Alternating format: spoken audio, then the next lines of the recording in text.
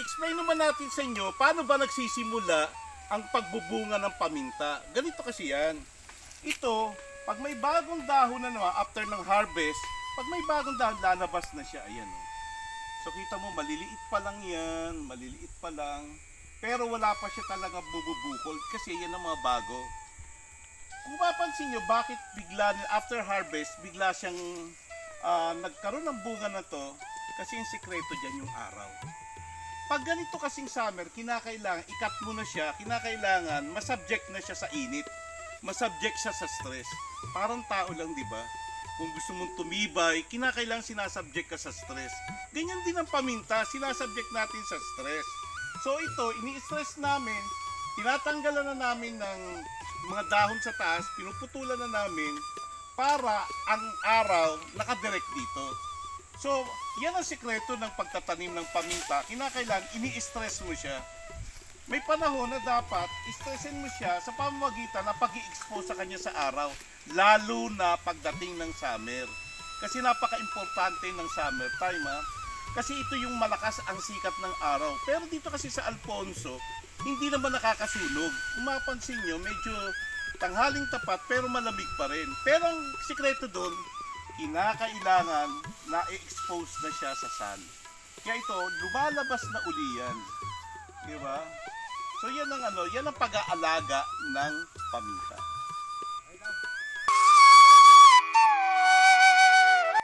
Dito na panibagong puno na naman, di ba? O ayan. Kakaunti na lang to na binalikan natin. So kinakailangan ma-harvest na natin siya. O yung iba itim na kasi na-over na siya na rito. Pero pwede pa rin naman.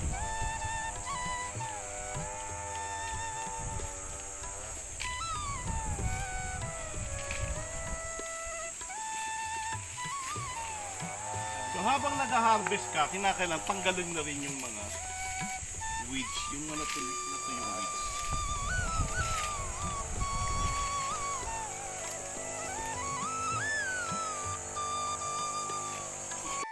Tayo sa isang puno pa ng paminta.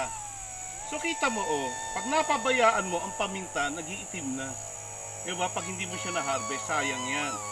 Kasi maganda kung ikaw mismo ang nag-pick o pumitas yan. So ito, nagpipik pa tayo, o pwede, yan. So itong punong to, binalikan uli na. Naman, pagkatapos mag-harvest, lalo na summertime, di ba? Ang ginagawa namin, ito, tinatanggal na namin yung mga pumupulupot na weeds, yan. Climbing weeds din siya, di ba?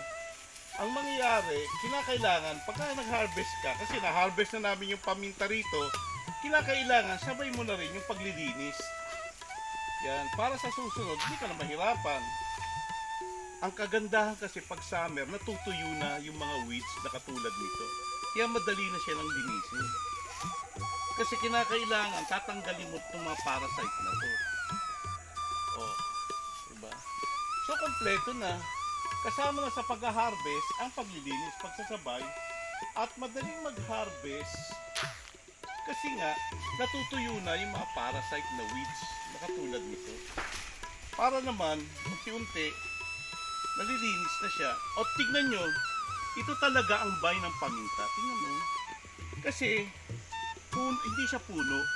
Kinakailangan niya na may kapitan talaga siya na puno. Na katulad nito, ang puno ng kakawate. So bakit kakawate yung ginagamit natin? Kasi ang kakawate parang malunggay lang yan. So itusok mo lang, tutubo na agad. So napaka siya, environmental friendly, tapos cost effective. Kaya pag nakatubo na ang kakawate, saka mo pa itatanim ang paminta hanggang tumanda na siya na katulad.